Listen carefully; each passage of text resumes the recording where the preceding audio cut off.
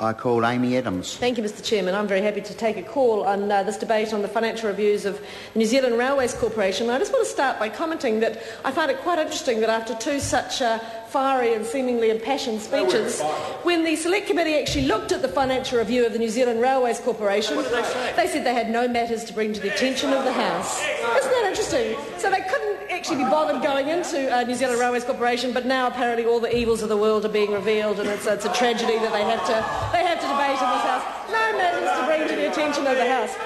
Mr Chairman, New Zealand Railways Corporation is the story of Labour's economic delinquency.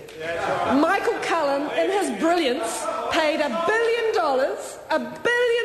for an asset worth a mere $200 million. There, in one sentence, is a picture of exactly why we inherited this country in the mess that we did. Because they went out and paid $1 billion for an asset worth $200 million. And that's the sort of economic management that Labour wants to take to the New Zealand public and say that they should get behind. Well, it's not going to happen. Actually, Mr Chairman, the National-led government is committed to New Zealand Rail. It's committed to turning around the broken asset that we inherited from the last government. But I tell you what we're not going to do, Mr Chairman. We're not going to do it going back to the bad old days of subsidies and tariffs, where we said to New Zealand, you know what, you're not actually good enough to compete on the global stage. The only way you'll get the work is if we subsidise you. We actually say to New Zealand, we can compete. We have shown that time and time again. We can be the world's best. But we're not necessarily going to be world leaders in every single area of manufacturing.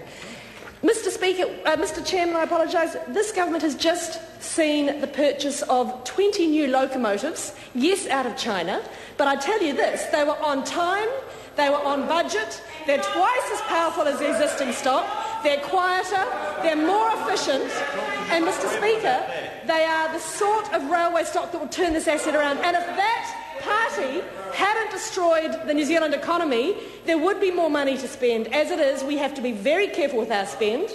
We spent $250 million in budget 2010. We spent a further $250 million on New Zealand Railways Corporation in this budget. We have made a massive commitment to the Auckland passenger rail system. We're right now, in my good friend Honourable Nathan Guy's electorate, rolling out the electrification of the extension to Waikanae and double-tracking through that electorate. This is a government that is committed to rail, and it's committed to turning around the New Zealand Railways Corporation into an asset that is of benefit to the New Zealand taxpayer. Because I can tell you, Mr Chairman, it certainly wasn't when we inherited it from Labour. What we're not going to do, though, Mr Chairman, is go back to the days of subsidising and tariffs. And if the Labour want to go out there and grandstand on going back to the bad old days of tariffs and subsidies to inefficient manufacturers, then I dare them to do it. I dare them to stand up and say they are proposing to go back to subsidising inefficient production, putting tariffs in place, when, sir, everyone who is a sensible thinker knows we're moving into a free market economy where efficiencies and global competitiveness is what will lift this country's production. It certainly isn't the head in the sand economic delinquency that we saw from the Labour government for 9 years that saw them pay $1 billion for a $200 million asset. Mr Chairman, I just want to say one further thing in my contribution, and that is to commend Kiwi Rail for the work that they've done in my electorate improving rail safety. They are now installing lights and warning signals at several of the rural crossings in my electorate that have been a concern to me for some time. I've been discussing this with them since I came in 2008. Kiwi Rail have listened, Kiwi Rail have responded, and as a result I'm very pleased that the people of Selwyn will be that much safer when they're crossing the tracks in rural electorates. They are responsive. They are working to improve their services. And, Mr Chairman, I think that this country can be increasingly proud of the rail system we have, but that is thanks to the hard work of Minister Joyce, of Associate Minister Guy, and of this national-led government to turning around the assets of the New Zealand Rail Corporation. Can I just commend also the Transport and Industrial Relations Committee, ably chaired by my friend David Bennett, who considered this matter. And I just would have thought that if Labour were that concerned about these crocodile tears that we're hearing, that government wouldn't have overseen the signing off on the Matangi contracts. They don't talk about those, do they? They signed the contracts for the Matangi purchases to Korea.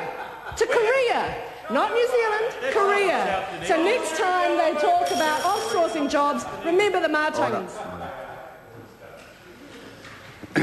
Members, the question is that the report of the Transport and Industrial Relations Committee... Order. The question is that the report of the Transport and Industrial Relations Committee on the 2009-10 financial review of the New Zealand Railways Corporation be noted. Those of that opinion will say aye. Contrary, no. The ayes have it. I understand that the next entity members wish to debate is Accident Compensation Corporation. The question is that the report of the Transport and Industrial Relations Committee on the 2009-10 financial review of the Accident Compensation Corporation be noted. Mr. Chairman. The Honourable